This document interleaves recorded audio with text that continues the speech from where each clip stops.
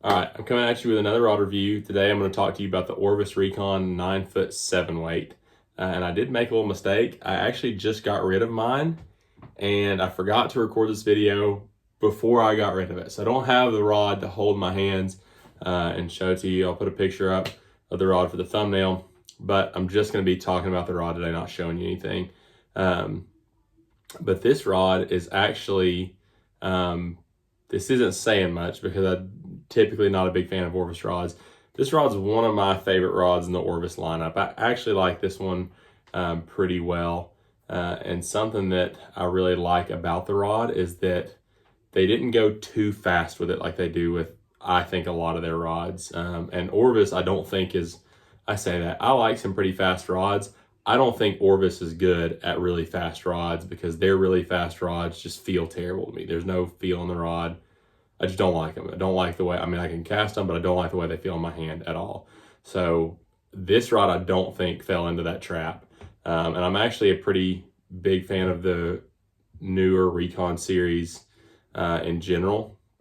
I fished the 9-foot 5 weight a lot, which that one, although I like the rod, like it's heavy for a 5 weight. That thing feels like a cannon in your hand. It's really like a 5.5, 5 3/4 weight. Like it's getting up there pretty close to a 6 weight.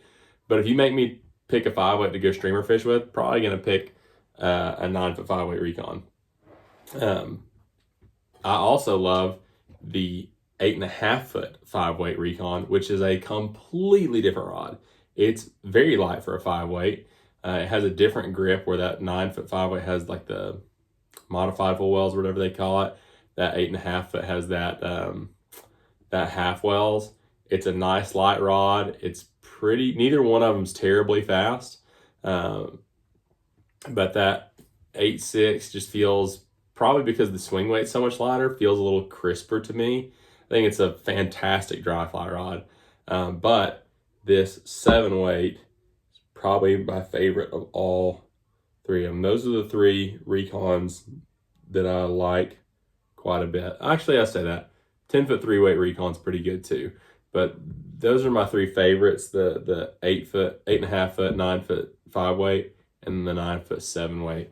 The 6 weight I don't like as much. It doesn't. It feels a little faster. It doesn't feel as good. It's not as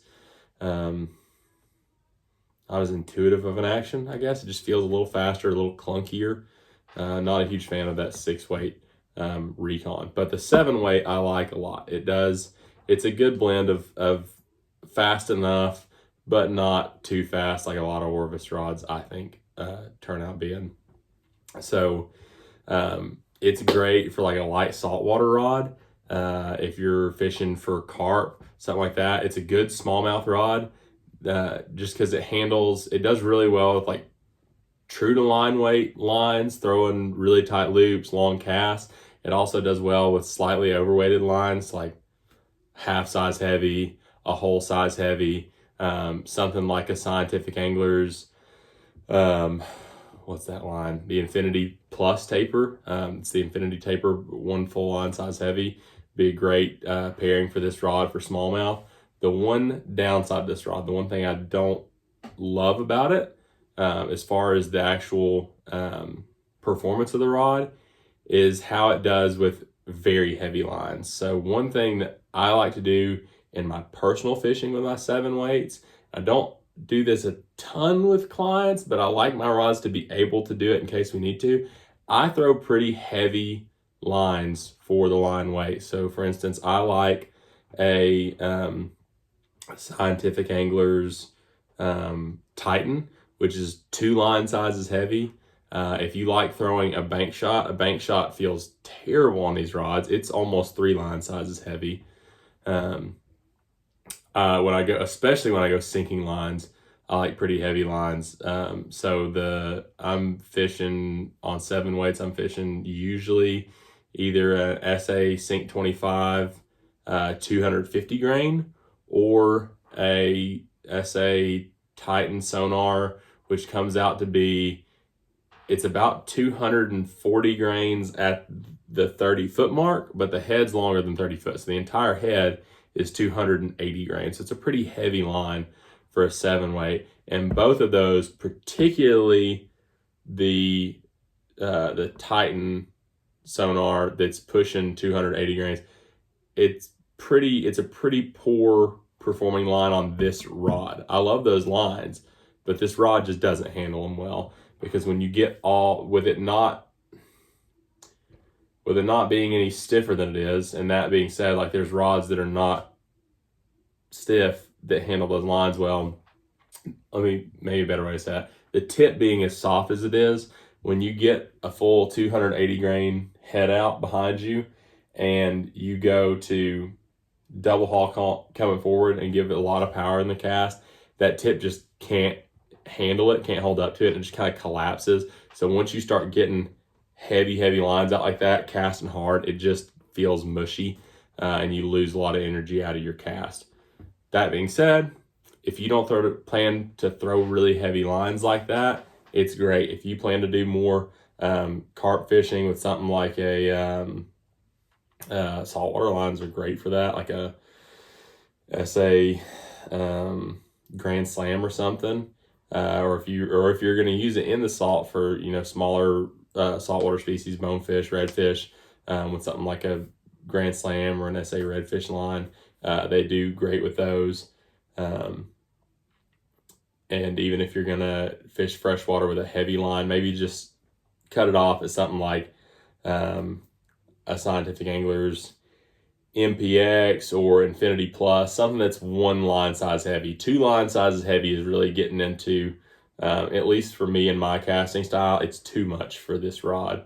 But it performs really well if you're not gonna put really heavy lines on it. It would be a great smallmouth rod, a great trout streamer rod. It does pretty good. Again, with trout streamers, like, I'm throwing a lot of sinking lines, and this thing just doesn't do great with heavy sinking lines, and I'm not a big fan of light for line weight sinking lines. So that rod, actually, probably the best sinking line I've fished on this 7-weight is an Orvis depth charge 200 grain. But that being said, that line, it's a little, to me, it's too light for a 7-weight. So I prefer that line on my 6-weight Scott Centric. I like it better on that rod than I do on this 7-weight Recon. But if you want to put a sinking line on this Recon, that's probably the best one I've fished so far. Maybe an SA Titan sonar would be good in one size lighter than I'm fishing it. So maybe like the line weight that's for 6/7 weights instead of the 7/8. That being said, I'll talk about the components of the rod a little bit. It's not a particularly pretty rod. It looks like about everything else in the Recon lineup. And they're not meant to be beautiful rods. I mean, they've got the standard little gray label at the bottom, tells you what weight is on it. I think it starts with the 6 weights. Maybe you can get the 6 in either version, but 6 and up, at least the 7s and up, are I think they call them like saltwater components. So it doesn't have the wood insert in the reel seat. It's anodized aluminum. I'm pretty sure it's like nothing pretty there. The color scheme's fine with all that stuff. The blanks of the rods, not a huge fan of on the 7-weight. You can't really tell that much until you get out into the sun, but it's kind of a weird blue color that I don't love. Does that matter? No. I do like that they're kind of a matte color instead of like a high gloss like is on the Clearwater rods. I like that, or was on like a lot of the older rods.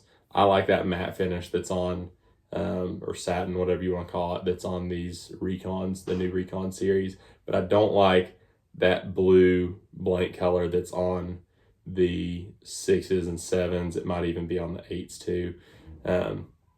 I much prefer that like graphite color that's in the 3s, the 4s, the 5s in the Recon series.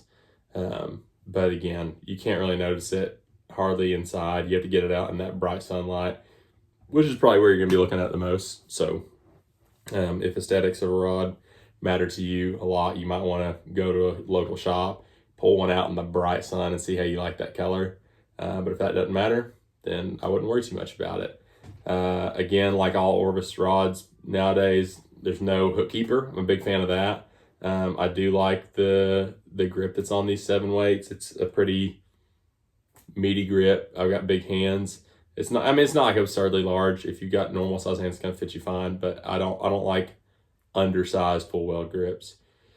And it's a double up locking reel seat, which I know single up locking is all the rage. I've said it a million times before, and I'll say it a million times again. If they don't work well, they suck, and most of them don't work well. So I'm a big fan of somebody being able to just admit that their single up locking doesn't work well and putting a double up locking reel seat on it.